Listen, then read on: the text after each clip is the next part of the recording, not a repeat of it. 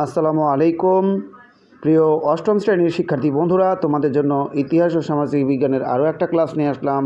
তোমাদের ইতিহাস ও সামাজিক বিজ্ঞানের যে শিখন অভিজ্ঞতা 1 রয়েছে, এখানে বিজ্ঞানের দর্পণে সমাজ সম্পর্কে আলোচনা রয়েছে।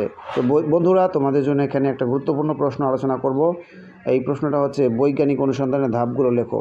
তো বন্ধুরা, যদি এই প্রশ্নটা তোমাদের পরীক্ষায় আসে বা তোমাদের মূল্যায়নে জিজ্ঞেস করা হয় বা প্রশ্নে আসে, তো তোমরা বৈজ্ঞানিক অনুসন্ধানের ধাপগুলো রয়েছে সেগুলো এখানে এইভাবে সুন্দর করে লিখতে পারবে। তো আমি তোমাদেরকে একটু পড়ে শোনাচ্ছি। অনুসন্ধানের জন্য বিষয়বস্তু নির্ধারণ করা।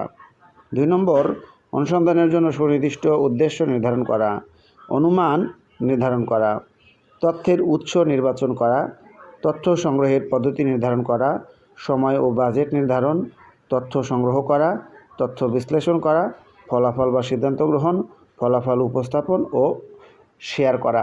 তো বন্ধুরা, তোমরা মনে রাখবে বৈজ্ঞানিক অনুসন্ধানের ধাপ হচ্ছে 10টা। প্রথম ধাপ হচ্ছে অনুসন্ধানের জন্য বিষয়বস্তু নির্ধারণ করা, আর শেষ ধাপ কিন্তু ফলাফল উপস্থাপন ও অন্যদের কাছে শেয়ার করা।